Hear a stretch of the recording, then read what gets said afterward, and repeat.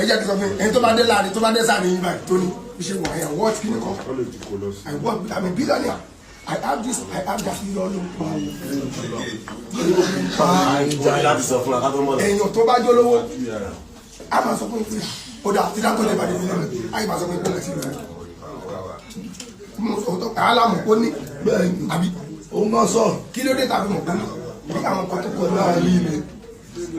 tọ́jú lọ́ba dé bí sí a ní àwọn tí ní owó bọ́lá lè ṣe dá ìwọ̀n ló dá owó 11 bags ìgbẹ̀lẹ́ ni tẹ́lẹ̀ kan máa dájú tó ní àwọn ṣe wà lólówó ní mí mo nígbà mo láwọn irọ́ ló ń pa àwọn táwọn mọ̀ lólówó tá ń pè lólówó yìí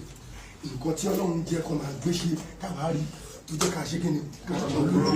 owó ló ròyìn ara ẹ̀ èèyàn ò ní ròyìn okun olówó lè mú owó ló máa ròyìn ara ẹ̀ tí ẹgbẹ́ ń lo mọ́tò tó latest náà anybody lè mọ̀ bóyá last card ẹ ló fi rà nítorí pé wọ́n ti gbé rẹ̀ náà ni Ọ̀tẹ́dọ́lá ń lò àti lórí ẹ̀rọ ọdún ẹ̀sìn ilé kan tó ń gbé ibẹ̀ náà ni ibẹ̀ náà ni Dangote ń gbé wọ́n fi ẹ̀sìn kàtígórì yẹn yìí ọmọ bóyá dọ̀lọ́ nígbà owó kì í ṣe kó déyàn máa sọ pé ó nígbà tí wọ́n bá rí iye báyìí lákàntì ẹ̀ kó tó wọlé olówó omi ní pé yàn jẹ́ olówó ojú olórí rẹ̀ o bàbá olórí burúkú àná ajé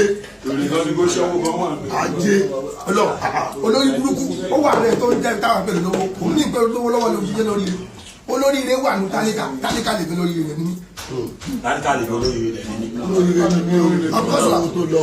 ìjọ táwa ìjọ lórí rẹ̀ nà èèyàn tó lórí burúkú ní débì kò lè mọ̀ lọ rárá kò tí ẹ ní bàjẹ́ fún ẹ kò ní débì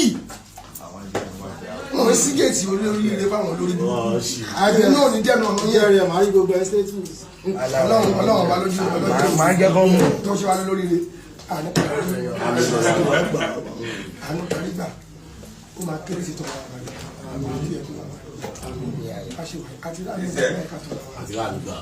ìwọ tí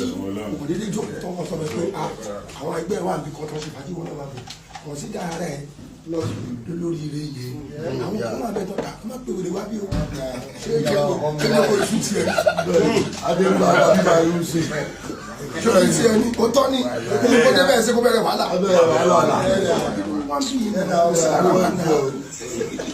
tí mi bá ṣe mistake bá ṣáàṣì débi tẹ wàá máa kéyìn torí mọ̀ pé kì í ṣara o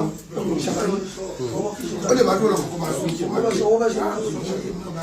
ìwọ́n tó lọ ní ẹ̀ṣá yẹ̀ lẹ́yìn ò bá fi ṣe. tó ẹ̀yin èèyàn wa ẹ̀ mà ti gbọ́ àwọn ọ̀rọ̀ yìí tí arákùnrin yìí tí ó sọ nínú fídíò tí ẹ ṣe wò tán yìí ṣe ẹ̀rù wípé Lizzy Anjorin ni arákùnrin yìí bá wí tàbí ó kàn sọ títí rẹ̀ ní o tí ẹ bá lérò ẹ̀yin èèyàn wa ẹ̀ pàdé wa ní comment section kí a lè sọ̀rọ̀ nípa rẹ̀ ó dàbọ̀. so ayẹkáyẹ tá a bá ti wà ká ṣàmójúpẹ́ láti wà ẹ̀mí lójú o àlàáfíà ara.